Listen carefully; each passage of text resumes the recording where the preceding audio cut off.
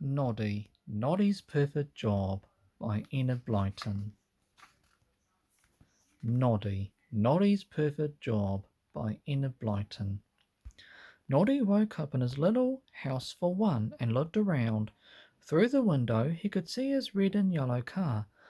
I don't want to drive my taxi today. I would like to try something new, thought Noddy. Just then Master Tubby Bear arrived at his house. Hello, can I come for a drive with you today, Noddy? Called Tubby Bear. I want to try a different job today, Tubby Bear, but I don't know what, replied Noddy. You could try Dinah Doll's stall.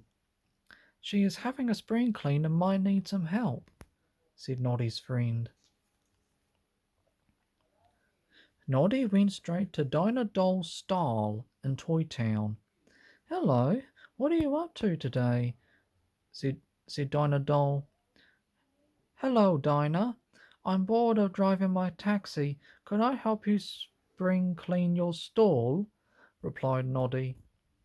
Dinah Doll was very happy to have Noddy help on her stall. She agreed to pay him a few coins every day.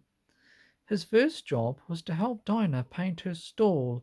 Wow, this is much more fun than driving my taxi, thought Noddy. Because Noddy was so good, he decided to save some of his pay each day so he could buy some flowers for Dinah Doll to say thank you. But after 3 days, all the spring cleaning was finished. Why don't you go and see if Mr. Sparks has any work for you at his garage? Suggested Dinah Doll.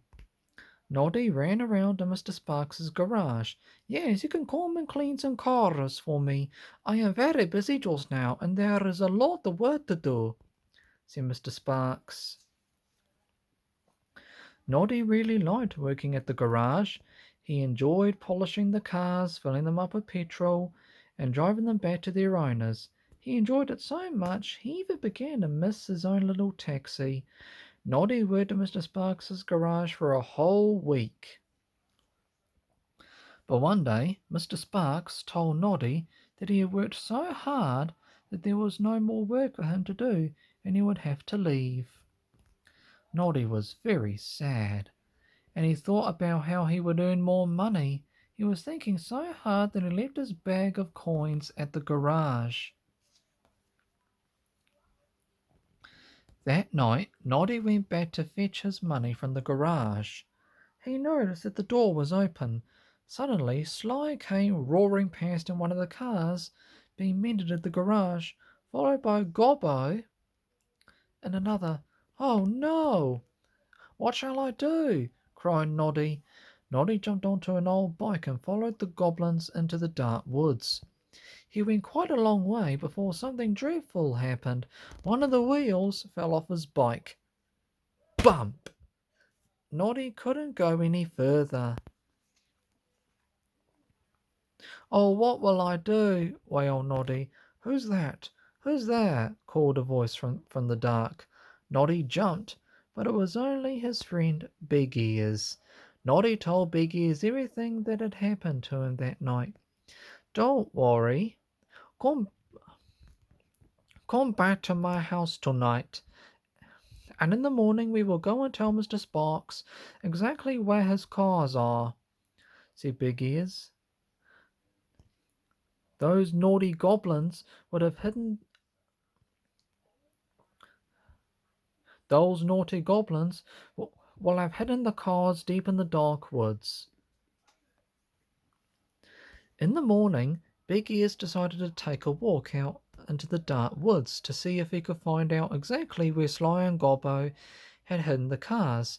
He soon overheard the naughty goblins boasting about what they had done. Big Ears followed them straight to the cars. They were down an enormous rabbit hole by the big oak tree. Big Ears hurried to find Noddy, and they both rushed off to Mr. Sparks's garage. But when Noddy got there, he got a nasty shock. Mr. Plod, the policeman, arrested him. Everybody thought Noddy had stolen the cars because they found his bag of money in the garage. Bang, bang, bang! Big Ears was knocking furiously, and Mr. Plod's police station door. "Now what's all this then?" asked Mr. Plod. Big Ears very quickly told Mr. Plod and Mr. Sparks about the goblins stealing the cars and how brave Noddy had been to follow them. "We should give Noddy a reward for finding the cars." "I will give Noddy anything he wants. I just want my cars back," cried Mr. Sparks. Mr. Plod and Mr. Sparks opened the jail and apologized to Noddy for arresting him and thinking that he had stolen the cars. "I'm very sorry I broke your bike, Mr. Sparks," said Noddy. "Don't worry, Noddy. Can you tell me where the cars are hidden? I have a reward for you," said Mr. Sparks. "Oh, I don't want a reward.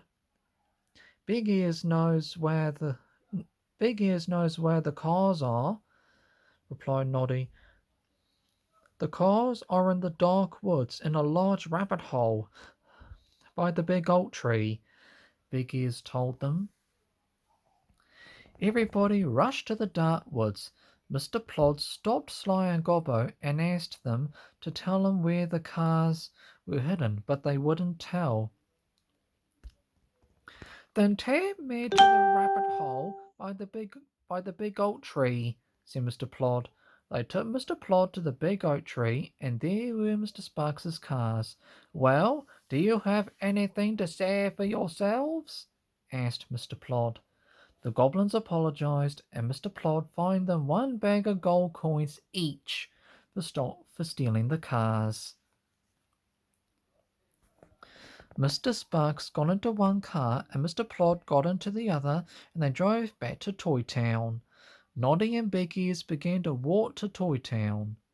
Noddy was thinking about everything that had happened to him in the past few days. "I have missed driving. It's a lovely feeling. I think that I will go back to driving my taxi tomorrow. I miss speaking to all my friends too when I drive them around Toy Town," he told Big Ears. "Really?" said Big Ears and smiled a little secret smile all to himself. When everyone got back to Toy Town, they found a big surprise waiting for them. The news had gone round the town about Noddy's bravery in chasing the goblins.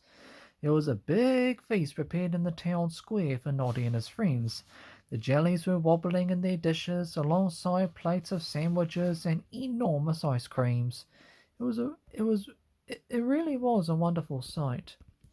"Wow, this is a lovely reward. Thank you very much, Mr. Sparks," gasped Noddy.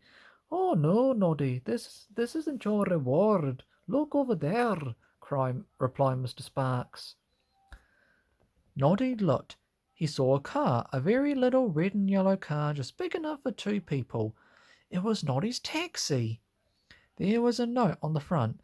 "To Noddy. He got back our car, so we have taken special care of his." Noddy was so happy he leaped into his shiny polished car. "Oh, Big Ears, what a wonderful surprise. I will be so happy to get back to driving my taxi," cried Noddy. "That's a brilliant idea, Noddy. I am sure you'll have lots of adventures," agreed Big Ears. The end.